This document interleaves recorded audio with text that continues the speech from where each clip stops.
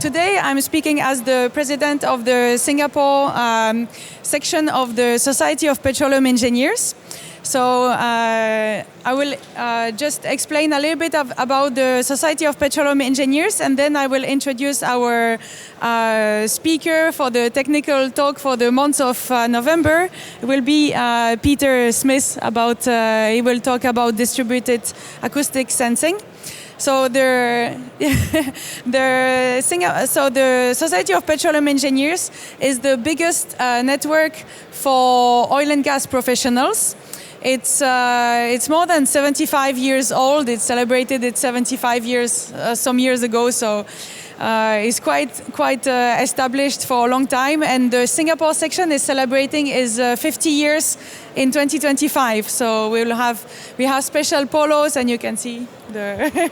I mean, mainly it's people who already know about the SPE here, but yeah. So I will go through the benefits of being members of the SPE. So yeah, just to go along it. So there is a website with a lot of content, and probably you can spend your whole career just using different aspects of this content. So one is your professional development, your skills. You can use some different tools to know what skills you should be targeting to be at a certain level in your career for different disciplines of oil and gas. And nowadays it's also including CCS and some different new energy technologies that are coming up as well in the energy transition. But fundamentally, yeah, the SPE is still about petroleum, so the fundamental is still about oil and gas. So that's the main core disciplines about subsurface, like reservoir engineering, geophysics, petrophysics, and then to the facilities, like process engineer and all sorts of engineering capabilities, as well as commercial, all the disciplines that get involved into oil and gas. In Singapore, we have quite a nice section. We try to get a monthly technical talk, and we have a lot of committee members that are very passionate, and a lot are here today. And we also have a booth. It's in the BP area, so towards the other stage on the other side. Other benefits of becoming a member is you have access to all the knowledge that is accumulated by the different members. So the SPE is really the location where you get this exchange of knowledge of when development are happening in oil and gas. Then people write papers, they publish them in One Petro, and they present them in all the different conferences that are organized by the SPE. So you can, as a member, you have access for free to 10 papers per year, and then you get a discount on additional papers. There are also some publications, so books. A lot of the content is available on PetroWiki. So the content of these reference books has been translated into articles in PetroWiki, and basically most of the knowledge that is being used day to day by oil and gas engineers from different disciplines is accessible for free on this PetroWiki. It's very easy to navigate and to find the correct formula and everything. So this is a big improvement is helping a lot for the day-to-day work. Used to be 10 years ago or 20 years ago, we have to use these big books. Now we have everything accessible on PetroWiki. There are monthly publication with the JPT, so you have access to this, like the update of what's happening in the oil and gas, and then the local section. So there are regional sections, like we are here in Singapore. We have the Singapore local chapter. Each country, in most of the countries in the world, have their local section.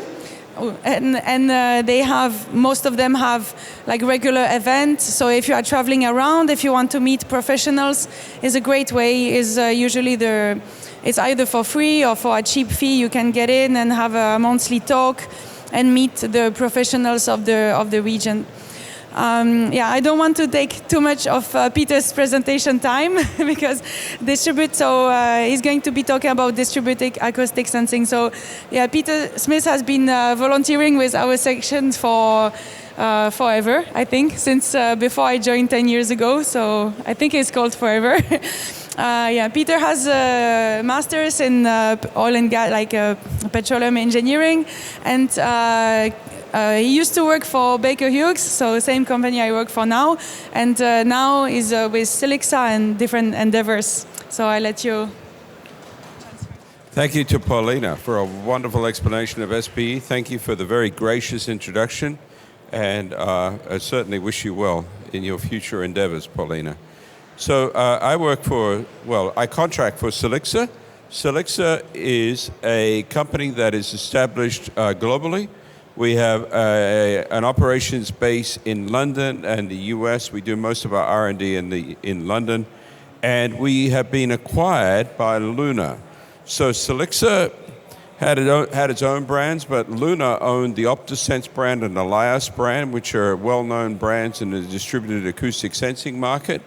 And they are pushing us forward, let's say. Luna's a NASDAQ-listed company, so the rate and the style of business has changed.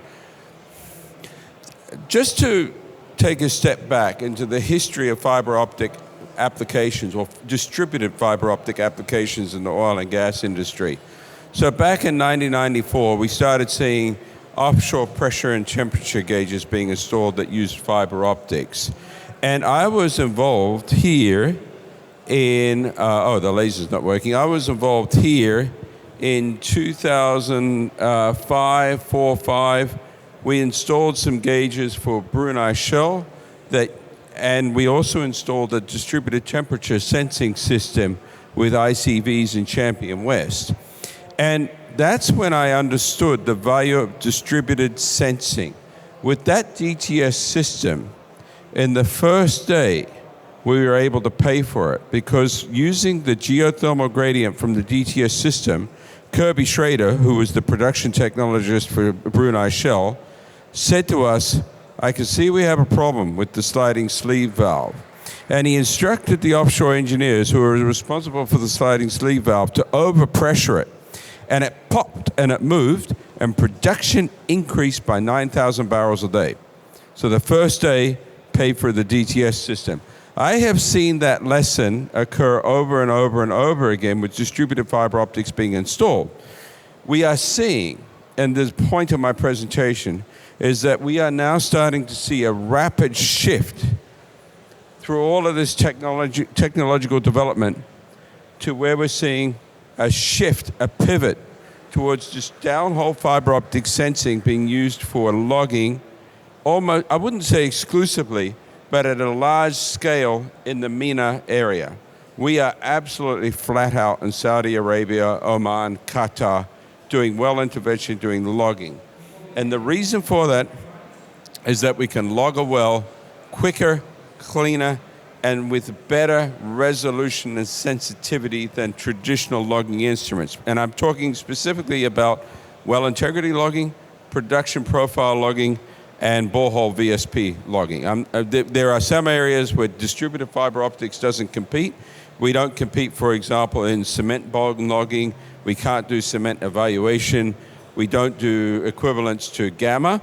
But if you need to check for flow behind casing, if you need to check for production profiling, if you're trying to work out sand detection now, we can do all of that much quicker and much simpler than you could with conventional instruments.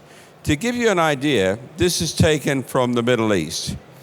We were able, and this is actually 2 years old now, so we were able to get on, do a production profile, a multi-rate production profile, and get off the platform in 17 hours.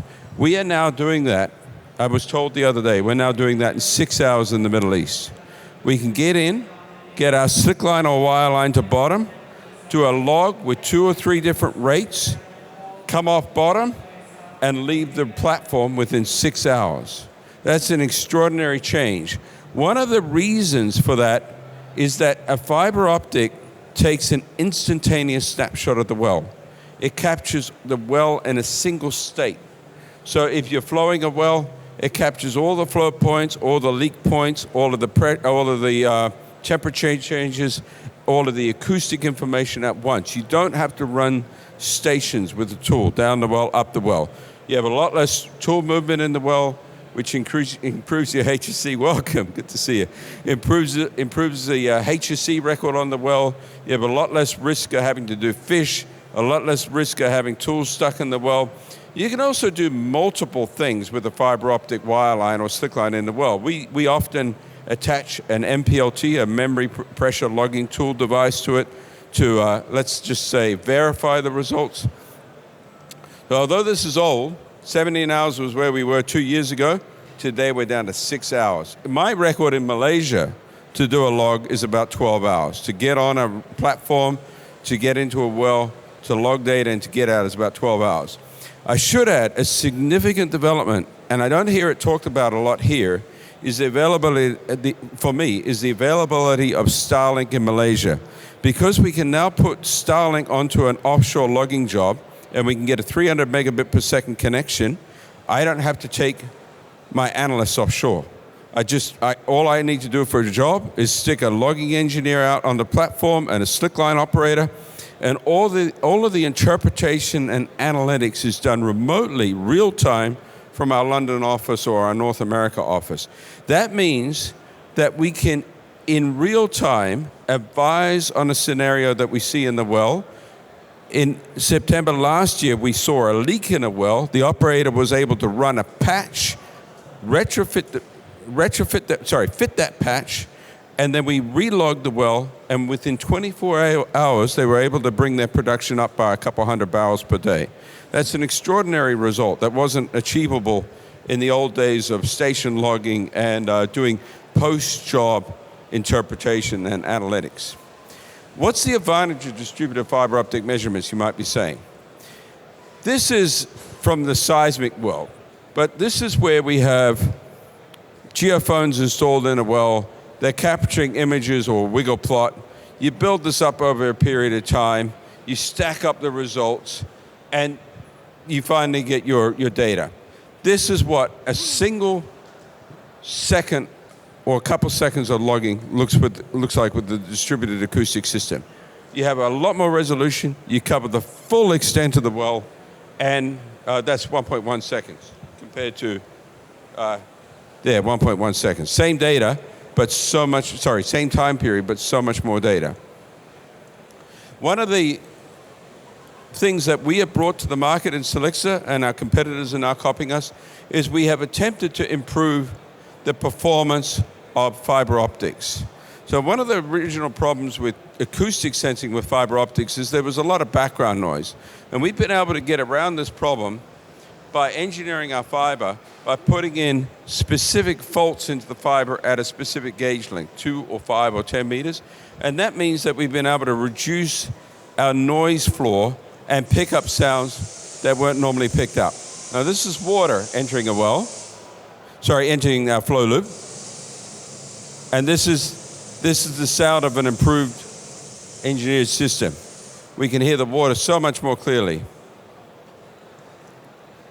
Sorry, I don't like slides with sound.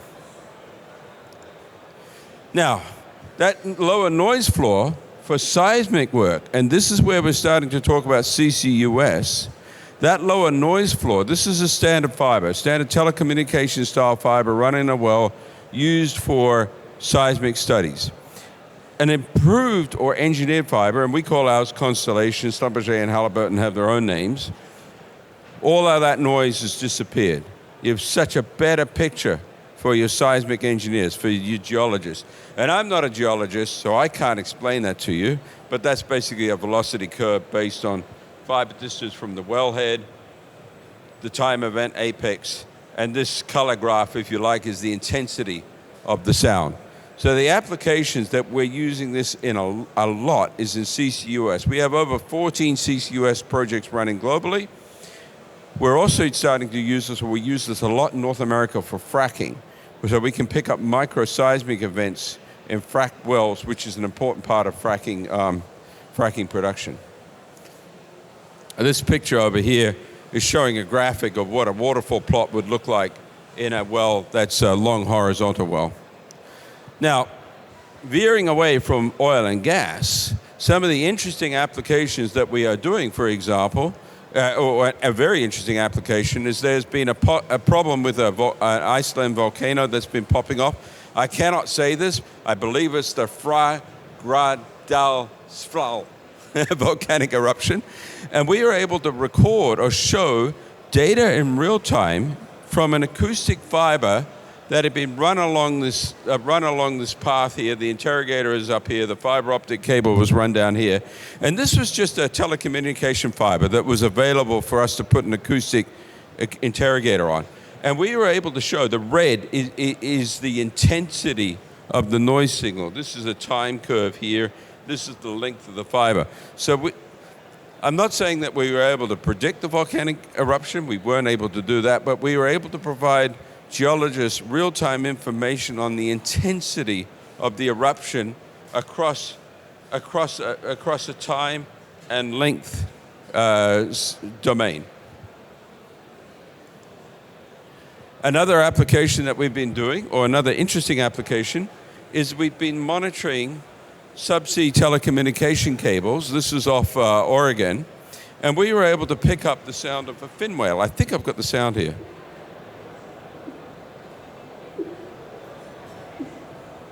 That's the sound of a fin whale being picked up by a distributed acoustic interrogator listening to an undersea telecommunication cable. That's how sensitive this technology is. And it's difficult to explain or people to understand. A 20 dB improvement on noise sensitivity is 100 times improvement in sensitivity over conventional acoustic methods. The applications are unlimited. This is an oceanographic survey towing a cable array in the Gulf of Mexico. We were doing water column volume thermal profiling. It was really a climate change survey. And we also did things like a cable, ROV cable integrity project there. This was a Marina hydrophone array, so we wound fiber optic around this. And what we were trying to do was work out whether we could do work in shallow water. Shallow water or transition zones are a problematic field for people who do subsea seismic work because you have a lot of noise in that area. You've got waves crashing, you've got sand movement. And what we were able to show is that we were able to pick up the noise points that we wanted to hear in that transition environment. And today, or this next month, Selex is working with a Malaysian client to do a subsea surface cable survey to work out whether off in the transition zone in this particular country, offshore this country, whether we can pick up enough information so they can get away from using OBNs and conventional geophones and instead use fiber optic cables buried in the transition zone to recertify their seismic surveys. This is an example of, this is what we're listening to. We're actually picking up animals, whales with this.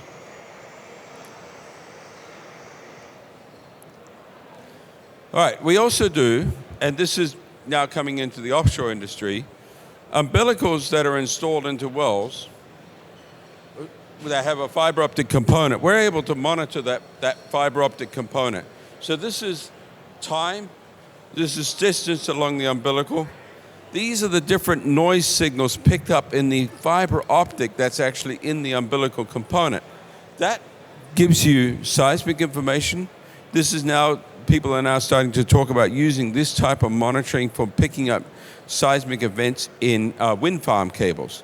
Because we can measure out to 50 or 100 kilometer extents with a single interrogator. The biggest risk to cables run along the seabed for wind farms is two things: fishermen and anchors, or fishing nets and anchors, and the second is actually geological movement or seismic events such as sand waves, seabed movement, and having an active monitoring system would give the operators of wind farm cables an advantage in understanding where the breaks are occurring and if they've got seismic activity that might lead to a break, or where specifically a fisherman and their anchor has interrupted a buried power cable. For offshore, what happens is we've got our equipment installed on the top of the semi-sub here, is sending laser pulses that go down through the existing umbilicals. They transfer down through the various components of the subsea system, and that signal actually goes down the well. Where is it? It goes down the well, through the subsea tree, into a fiber optic cable that is installed in the well, and it reflects back to the surface. Now that showed it happening over a couple seconds, but it actually happens instantaneously. And this is an example of what we're doing with BP Atlantis right now. We're able to record data below the wellhead with a fiber that goes from the semi-sub, through the umbilical, through the wellhead tree, down the completion, which is clamped, in this case, to the production tubing. In some cases, it's cemented with the casing. That reflection then goes back up. This is all happening very quickly, happening many times a minute. And that builds up, in this case, a seismic profile, a distributed temperature curve, and an acoustic profile of what's happening subsea. And the advantage of, the potential for this is that one interrogator can be multiplexed across multiple wells.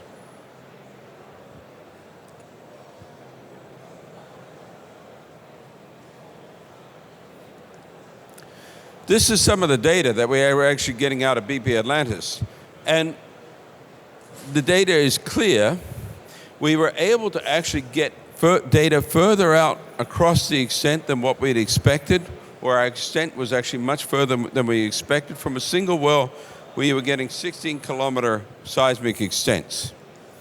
More importantly, we were able to get below a salt dome. Because our fiber optic went below the salt dome, and this is where the shot boat was running, we were able to image below the salt dome, which was a problem that couldn't previously be resolved on that particular field. And this is the surface seismic. This is the 3D seismic. We were able to pick up an erosional event with the 3D VSP below that salt dome, which wasn't previously observable with conventional surface seismic, OBNs and shot boats, for example. This gives you an idea of what the different pictures look like. This is the main surface, regional main surface fracture that we're able to pick up. One of the points, or what we're trying to show here, is that we can image below the end of the fiber, because the sound signals come up. They're not just purely perpendicular to the fiber. We can actually image below the fiber, which is a point that some of the operators aren't aware of. One of the points I'm trying to really break out here is that this is a loss table across the length of a fiber optic as it comes from the interrogator through the umbilical, through the various connection points. There's always loss. And then down the engineered fiber through the length of the well. And that's coming out to about 15 kilometers there. These are valid signals that are being responded by the fiber. So we have not lost the signal in the fiber from the platform down through the connection points, through the subsea tree. There's a 6.7 dB loss, which is pretty significant, but we were able to observe what was going on down the well, which is what this image is showing here. I'm a bit short on time here. So a standard downhole fiber was barely visible, but the engineered fiber was able to pick up the signals over that very long extent here. Finally, moving to CCUS, this is an imaging plot where we have had a 3D or 4D VSP installed at Otway in Australia. We've been able to plot using distributed acoustic sensing over time a CO2 plume. And this is only a change of 4 ton over 3 months. That's the potential of distributed acoustic sensing for CCUS. And that's something that the regulators aren't requiring, and I've only got 5 minutes, that the regulators aren't requiring it, but this is where the scientists and the people who understand CCUS want to go. This is the track record that I've been running in Malaysia, now up to 12 wells, some of the clients there. I mean, some of the results there are extraordinary. Being able to detect a leak, fix it, being able to improve the integrity of a well, that's the goal here. These are pictures of some of the equipment that I've been working with in Malaysia. This is a typical logging platform, the slickline unit, and the head, the generator. This is the winch with the optical junction box fitted. And this is the equipment that we actually put out there primarily. The Ultima and the XT, these are DTSs. This is the distributed acoustic sensor, and we have Strain, which we're now starting to deploy in Tajikistan, producing very interesting results. Thank you for your time. I hope it didn't go over time. I don't think I've got enough. Well, Paulina. I won't be able to hear you. I'm quite deaf. I wanted to ask you about the temperature sensing. Can the same cable also be used for temperature sensing? Yes, good question. For every type of sensing, you need an individual fiber, but it's within the same cable. So typically, our cable has 6 fibers, 2 constellation fibers, a multi-mode for temperature, and 2 single modes, which might be used for a camera or a MPLT or a fiber grade engage. But yes, reading temperature, acoustics, and strain simultaneously is commonly done, particularly for well logging. We always measure temperature and acoustics simultaneously. Any more questions, sir? Yep. Pressure. Sorry, how about pressure within the cable? So there's no solution yet for distributed pressure sensing. There is distributed strain sensing, but not distributed pressure sensing. There's some scientists and some engineers are experimenting by doping the fiber optic, because doping the fiber optic means that when the fiber optic's under pressure, that chemical doping changes the reflected light characteristic. So there is a solution coming for distributed pressure sensing, but it's not deployed yet in the oil and gas industry. When it comes, it will be revolutionary. I absolutely agree. Being able to get a distributed pressure curve across the world would be extraordinary. Yes, Anton. Yeah, I have a couple of questions. Thank you. Very interesting presentation. First one is, has Selixa tried to marinize any of the interrogator systems? And the second question is, in the offshore applications, one of the typical limitations is very long umbilicals. Has Selixa developed any products that allow to extend the range of the distributed sensing systems to, let's say, beyond classical 40 kilometers? Okay, two important questions. No, we haven't marinized the interrogators. There's been some thought about marinizing to put them into an SCM, a subsea control module. But actually, what we would rather do, which is the second answer, what we have done is we are building passive and active repeaters to get across that 40 to 50 kilometer limit. So some of the things we've been looking at can extend us out to 200 or 300 kilometers. And what we're doing is we're taking repeater technology, both active and passive, as well as self-lasing technologies from the subsea telecommunication cable industry, because that has the same problem. You're trying to get the signal to, you've got to repeat the signal over many thousands of kilometers, and we believe that taking that same technology for repeaters could be applicable to our industry. I'm down to 1 minute, and it looks like I've got to wrap up. Thank you very much, ladies and gentlemen. You can find me at the SBE booth, or you can find me at the Clockwise Subsea booth. Many thanks to Aliff, who did the photography.